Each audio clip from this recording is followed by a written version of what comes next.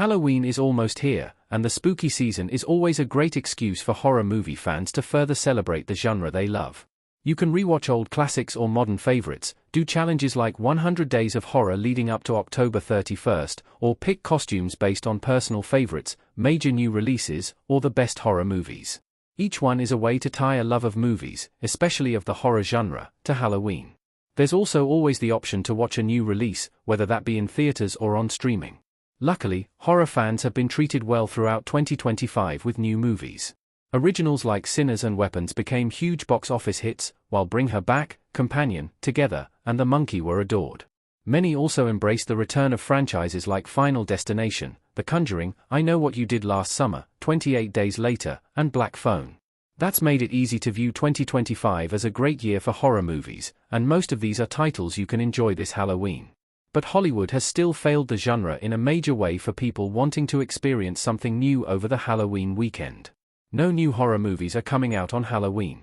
You would think that with Halloween actually falling on Friday that studios would be looking to capitalize on people wanting to feel extra spooky by releasing a new horror movie, whether that's in theaters or on streaming. Shockingly, Hollywood ignored this. Next weekend, there is not a single new horror movie coming out. Instead, Emma Stone's sci-fi comedy Bugonia is the biggest new release, with India's action movie Bahubali, the epic the only other wide release. Several other movies are hitting theaters in a limited capacity, but they are all thrillers or dramas. There's also no major horror movie debuting on streaming next weekend. It seems Hollywood chose to prioritize releasing horror movies before Halloween, rather than putting any out over the actual holiday. That's what Blumhouse did with Black Phone 2 and Neon did with Shelby Oaks. Others, like Guillermo del Toro's Frankenstein or Osgood Perkins' Keeper, come out in November. Hollywood's disinterest in releasing new horror movies on the weekend closest to Halloween is not new. There is a surprisingly terrible track record of new horror movies coming out the weekend of the scary holiday. The trend is to release a new horror movie the week before, allowing it to have a big opening weekend before people are busy trick-or-treating or going to parties. That's what Blumhouse did with Five Nights at Freddy's in 2023 and Halloween in 2018, and Lionsgate did the same with Spiral in 2017. All three won the weekend box office. But even that is not happening this year, really. Neon's release of Shelby Oaks this weekend is only in a limited capacity. While it will still be in theaters on Halloween, it lacks the mass awareness to be a real juggernaut for horror fans wanting a scary movie in theaters next weekend. Hollywood appears to have realized how much they've overlooked giving horror fans something new over Halloween. Warner Brothers has confirmed that Sinners is getting an IMAX re-release starting on October 30th, making Ryan Coogler's vampire movie the premier horror movie to see in theaters. Custom image by Yaelin Chacon. This move acknowledges the lack of foresight Hollywood had.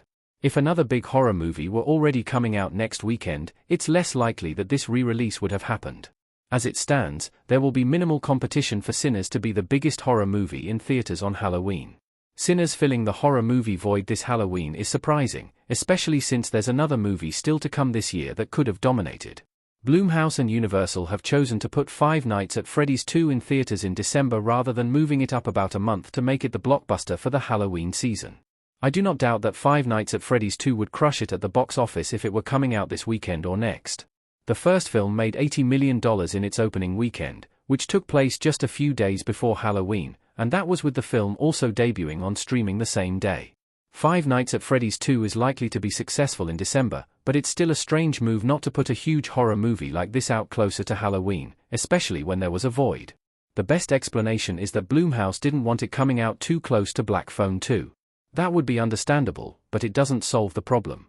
Black Phone 2's box office is off to a great start, and it should continue doing well through Halloween. But I think it would have been better to have either Black Phone 2 or Five Nights at Freddy's 2 come out on Halloween rather than having one release 2 weeks before and the other over a month later.